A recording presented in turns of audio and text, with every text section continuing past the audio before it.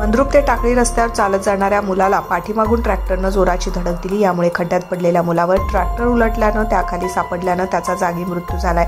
हा अपघात सोमवार रात्री 7:45च्या सुमारास घडला। याचे नाव युवराज बिरप्पा वनमाने, वय वर्ष 13। मंद्रुप गावातून शेतातील आपल्या वस्तीकडे तो जात असता ट्रॅक्टर क्रमांक MH13 EX 610 मागून धडक देण्यात आले आहे। भरधाव वेगामध्ये हे ट्रॅक्टर होते। चालत जाणाऱ्या या युवराज वनमानेस जोरदारची धडक त्यांनी दिली आहे। युवराज हा रस्त्याच्या खाली जाऊन पडला आणि ट्रॅक्टर चालकाने उडी मारल्यानं सदर ट्रॅक्टरचा ताबा सुटल्यानं तो युवराज त्याच्या अंगावर जाऊन उलटला। यात युवराज हा ट्रॅक्टर खाली सापडला। यानंतर फिर्यादी अंबादास वनमारे, ट्रॅक्टर चालक सचिन धायगुडे दोघांनी मिळून जखमी युवराज बाहेर काढले। त्याच्या डोक्यात गंभीर जखम झाल्यानं मोठ्या प्रमाणात रक्तस्राव झाला। बेशुद्ध अवस्थेत त्याला लगेच ग्रामीण रुग्णालयात दाखल करण्यात आले, मात्र उपचारापूर्वीच त्याचा मृत्यू झाल्याचं सांगण्यात आलंय। मंद्रुप पोलीस ठाण्यात या अपघाताची नोंद झाली आहे। हवालदार सचिन मसलखांब याचा तपास करतायत। मयत युवराज वनमाने हा मंद्रुप येथील महात्मा फुले विद्यालयात 8वी मध्ये शिकत होता।